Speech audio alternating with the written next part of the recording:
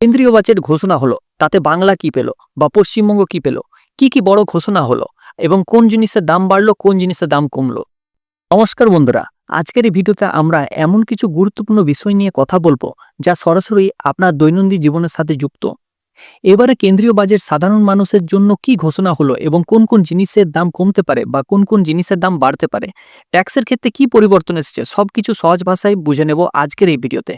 সাথে আমরা এটাও আলোচনা করব যে চুক্তিভিত্তিক কর্মীদের পরিস্থিতি নিয়েও বাজেটে তাদের জন্য সরাসরি কোনো ঘোষণা আছে কিনা, ভবিষ্যতে বেতন বা ভাতা বৃদ্ধির সম্ভাবনা কতটা রয়েছে এবং কেন এই বিষয়টা এত গুরুত্বপূর্ণ হয়ে উঠেছে। অর্থাৎ আজকের এই ভিডিওতে থাকছে বাজেটের বড় বড় সিদ্ধান্ত, সাধারণ মানুষের লাভ ক্ষতি, পশ্চিমবঙ্গের প্রাপ্তি ও চুক্তিভিত্তিক কর্মীদের ভবিষ্যৎ নিয়ে পরিষ্কার আলোচনা। তাই এই ভিডিওটি প্রথম থেকে শেষ অবধি দেখুন, কারণ এই বাজেট আপনার জন্য অনেকটি উপকারে আসতে চলেছে। তো চলুন সময় না নষ্ট করে ভিডিওটি শুরু করা যাক। এবারের বাজেট সরকার মূলত জোর দিয়েছে অবকাঠামো উন্নয়ন, স্বাস্থ্য, শিক্ষা, শিল্প ও প্রযুক্তি, রেল ও পরিবহন খাতে। কিন্তু সাধারণ মানুষের প্রথম প্রত্যাশা থাকে ট্যাক্স কমলো কিনা, সেখানে একটু হতাশা রয়েছে। বন্ধুরা, নতুন কোনো বড় ট্যাক্স ছাড় ঘোষণা হয়নি, স্ট্যান্ডার্ড ডিডাকশন আগের মতনই রয়েছে। আয়কর স্ল্যাবের বড় পরিবর্তন নেই, তবে রিটার্ন জমা দেওয়ার সময়সীমা কিছু ক্ষেত্রে বাড়ানো হয়েছে।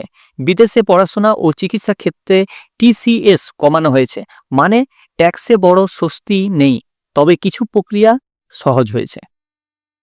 যেটি আলোচনা করব সেটি হচ্ছে সাধারণ মানুষের জন্য খুবই গুরুত্বপূর্ণ। দেখুন কিসের দাম কমতে পারে। ক্যান্সারের নির্দিষ্ট ওষুধ, ডায়াবেটিস ও ওষুধ ও ইনসুলিন, সোলার প্যানেল, স্মার্টফোন যেটা ইন্ডিয়াতেই তৈরি হচ্ছে, মাইক্রো ওভেন, ওয়াশিং মেশিন, বৈদ্যুতিক যানবাহনের কিছু যন্ত্রাংশ, জুতো ও চামড়াজাত পণ্য, বায়োগ্যাস সংক্রান্ত সরঞ্জাম।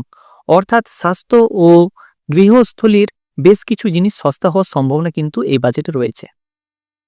যেটা ইম্পর্টেন্ট যে কোন কোন জিনিসের দাম বাড়তে পারে, অর্থাৎ সিগারেট ও তামাকজাত পণ্য, অ্যালকোহলিক পানীয়, কিছু খনিজ পদার্থ যেমন কয়লা, লোহা ইত্যাদি, বিলাসবহুল ঘড়ি ও আমদানিকৃত পণ্য যেটা বিদেশ থেকে আমরা আমদানি করা হয় আমাদের দেশে, সেটা কিন্তু ট্যাক্স বেশি করা হয়েছে। এখানে সরকারের উদ্দেশ্যে বিলাসী ও ক্ষতিকারক জিনিসের কর বাড়িয়ে রাজস্ব বৃদ্ধি। এবার যেটা আলোচনা করব সেটা হচ্ছে রেল ও পরিবহন খাতের বড় ঘোষণা। দেশে মোট 7টি হাই স্পিড রেল করিডোর তৈরির পরিকল্পনা। নতুন ফ্রেট করিডোরের মাধ্যমে পণ্য পরিবহন দ্রুত হবে। বিমানের যন্ত্রাংশের দাম কমবে, ফলে ভবিষ্যতে ভাড়া কমার সম্ভাবনা রয়েছে। নেক্সট যেটা আলোচনা করব সেটি হচ্ছে স্বাস্থ্য ও মেডিকেল খাত।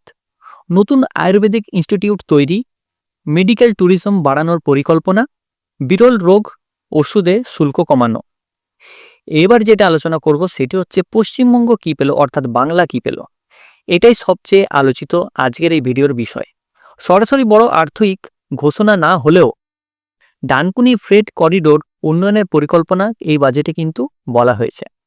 শিলিগুড়ি হাইস্পিড রেলের সম্ভাবনা, শিল্প করিডোরের সংযোগ বৃদ্ধি, পর্যটন খাতে উন্নয়নের ইঙ্গিত। অর্থাৎ সরাসরি বড় প্রকল্প কম, কিন্তু অবকাঠামো উন্নয়নের দিক থেকে সম্ভাবনা তৈরি হয়েছে। এবার যেটা আলোচনা করব সেটা হচ্ছে সাধারণ মানুষের জন্য আসল লাভ কোথায়, এটাও কিন্তু ইম্পর্টেন্ট রয়েছে। স্বাস্থ্য খাতে ওষুধ দাম কমার সম্ভাবনা, সোলার ও ইলেকট্রনিক প্রযুক্তিতে সাশ্রয়, পরিবহন ও রেল ভবিষ্যৎ উন্নয়ন, শিক্ষা ও বিদেশে পড়াশোনার কিছু কর ছাড়। সব মিলিয়ে এবারের বাজেটে অনেকটাই বলেছেন স্ট্রাকচারাল বাজেট। সরাসরি নগদ সুবিধা কম, কিন্তু দীর্ঘমেয়াদী উন্নয়নের দিকে জোর বেশি। আপনার মতে এই বাজেট কেমন? আপনার কোন জিনিস সবচেয়ে কাজে লাগবে কমেন্টে অবশ্যই জানাবেন। ভিডিওটি উপকারে এলে অবশ্যই একটা লাইক ও শেয়ার করবেন, আর নতুন করে সাবস্ক্রাইব করতে ভুলবেন না। সকলেই ভালো থাকুন, সুস্থ থাকুন, দেখা হবে পরের ভিডিওতে। সব ভালো থাকবেন, সুস্থ থাকবেন, ধন্যবাদ। আশা করছি এই ভিডিওটা আমাদের ভালো লেগেছে।